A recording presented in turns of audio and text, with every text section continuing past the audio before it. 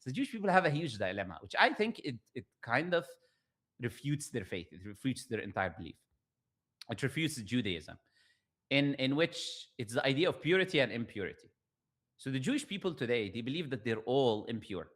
Okay, I'm talking about their beliefs now. I'm not calling them impure. I'm saying what they believe, right? Hmm. So they believe that they are impure. We're talking now from a spiritual aspect, right? Why do they believe that they are all impure? They believe that they're all impure because if anybody comes near a dead person, touches a dead person, visits a grave, anything to do with dead people, it makes you impure, according to the Jewish tradition. All right? So the Jewish people are now impure. Now we're talking about the priests, spiritually impure. We're talking about the priests, we're talking about the rabbis, we're talking about all of these people. So why are they like so obsessed with this idea of the red heifer?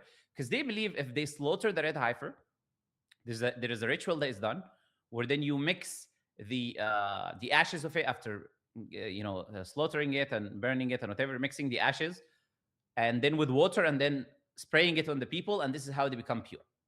Okay, why do they want to become pure is the question. This is the most important question, right? If they're now all spiritually impure, why are they also trying to become pure? Because you cannot enter the temple without being pure. So rebuilding the temple is useless if you're going to be impure. Even if they rebuild the temple without being purified, they're not going to be able to enter the temple. Mm, They're interesting. not going to be. So it's very important for them. This idea of the red heifer. It's not just a small thing, and it's actually mentioned in the Old Testament. It's mentioned in Numbers chapter 19, 1. It talks about the description of it. That is basically it's going to be it's a red cow, female red cow that is perfect, meaning it has no deficiencies, no scars. None of it has to be like this specifically, right? It has to be this perfect red cow. Some Jewish people later on even add things like it has to be born in the land of Palestine, land of Israel, what they claim, right? Hmm. That also has to be. They add these descriptions to the full description of what the red heifer is.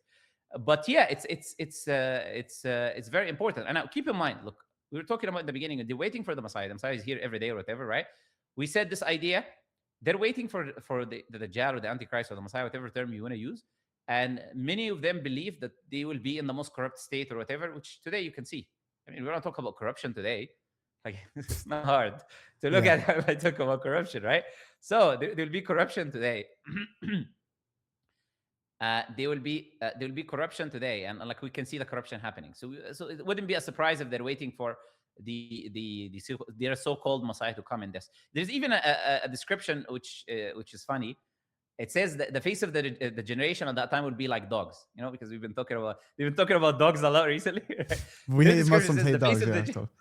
yeah, their own beliefs. I'm just stating what they believe. They saying that at that time the face of the generation would be like the face of dogs, and at this time, like basically the Messiah is going to appear. Anyways, yes, we said like that they all believe they're impure, right? They all believe they're impure, and the only solution for it is this idea of the red heifer.